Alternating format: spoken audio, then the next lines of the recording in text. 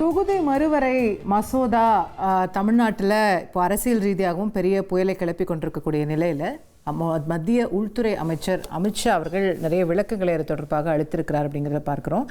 தமிழகத்திற்கு இப்போது இருக்கக்கூடிய 39 நாடாளுமன்ற தொகுதிகள் 51 தொகுதிகளாக மாறப்போகிறது. அப்போது மக்களவையில் தமிழ்நாட்டுக்கு இருக்கக்கூடிய பிரதிநிதித்துவம் 7% இருக்கும் அப்படின்னு 7.23% இருக்கும் அப்படின்னு சொல்லியிருக்கிறாரு. 59 நாடாளுமன்ற தொகுதிகளாக இப்போ இருக்கக்கூடிய எண்ணிக்கை தமிழ்நாட்டுக்கு உயரப்போகிறது. இந்த தொகுதி மறுவரை நடைபெறுவதனால தமிழ்நாட்டிற்கு எந்த நஷ்டமும் ஏற்படாது, தென் மாநிலங்களுக்கு எந்த நஷ்டமும் ஏற்படாது என்று திரு அமித்ஷா அவர்கள் நாடாளுமன்றத்தில் பேசியிருக்கிறார் அப்படின்னு புரிஞ்சுக்கிறோம்.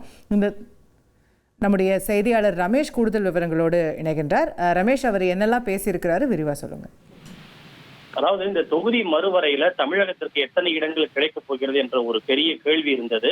ஏனென்றால் திமுக உள்ளிட்ட பல எதிர்க்கட்சிகளும் தொகுதி மறுவரையில் தமிழகத்திற்கான அந்த எண்ணிக்கை குறைக்கப்படும் என்று கடும் எதிர்ப்பை பதிவு செய்திருந்த சூழ்நிலையில் தமிழகத்திற்கு தொகுதி மறு சீரமைப்புக்கு பின்னர் 19 நாடாளுமன்ற தொகுதிகள் கிடைக்கும் என்று மத்திய உள்துறை அமைச்சர் அமித்ஷா ஒரு விரிவான விளக்கம் ஒன்றை அளித்திருக்கிறார்.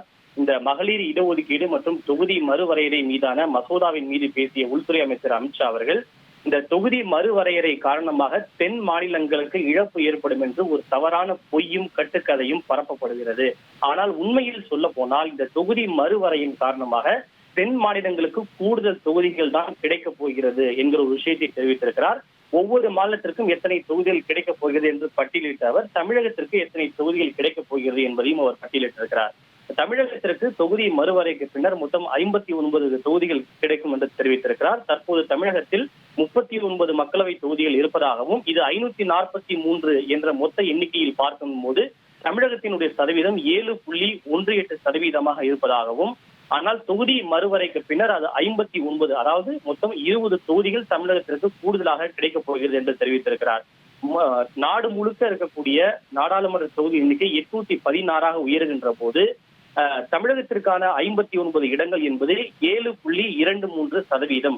அதாவது ஏற்கனவே இருக்கின்ற தற்போதைய சதவீதம் 7.18%. ஆனால் தொகுதி மறுவரைக்கு பின்னர் 7.23% உயரப்போகிறது. கிட்டத்தட்ட 0.4% அளவுக்கு உயரப்போவதாக தெரிவித்திருக்கிறார். இதனால் தமிழ்நாட்டிற்கு எந்த விதமான இழப்பும் ஏற்படாது என்றும் குறிப்பிட்டிருக்கிறார். ஒட்டுமொத்தமாக அதாவது தமிழ்நாடு, கேரளா, பாண்டிச்சேரி, கர்நாடகா, ஆந்திரா உள்ளிட்ட அனைத்து தென் மாநிலங்களையும் எடுத்துக்கொண்டால் தற்போதைய 543 மக்களவை தொகுதிகளில் இந்த தென் மாநிலங்களில் மட்டும் 129 தொகுதிகள் இருப்பதாகவும், இது தற்போதைய சதவிகிதம் என்பது 23.76% இருப்பதாகவும், ஆனால் தொகுதி மறுசீரமைப்புக்கு பின்னர் ஒட்டுமொத்த தென் மாநிலங்களினுடைய தொகுதிகளின் எண்ணிக்கை 195 அதிகரிக்கும் என குறிப்பிட்டிருக்கிறார்.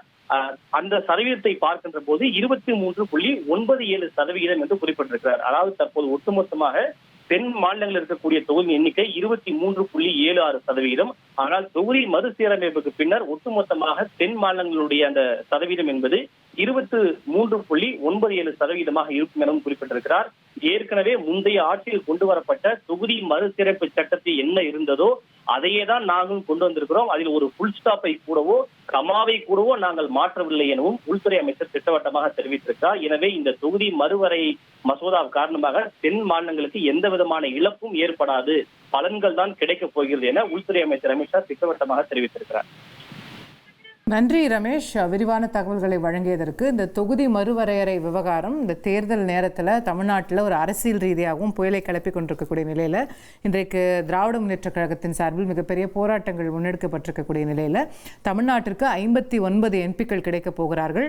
எந்த பாதிப்பும் இருக்காது, எம்பிக்கள் எண்ணிக்கை குறையாது. அதே சமயத்தில் நம்முடைய பிரதிநிதித்துவம் நீங்கள் சதவீத அடிப்படையில் பார்த்தாலும் கூட நாடாளுமன்றத்தில் அந்த 7% பிரதிநிதித்துவம் அப்படியே இருக்க போகிறது அப்படிங்கிற பல விஷயங்களை விளக்கமாக மத்திய உள்துறை அமைச்சர் நாடாளுமன்றத்தில் தெரிவித்திருப்பதை பார்த்தோம். இனி செல்லும் இடமெல்லாம் செய்தி. தந்தை டிவியின் வாட்ஸ்அப் சேனலை ஃபாலோ பண்ணினா செல்ல இருக்கும் இடமெல்லாம் செய்தி.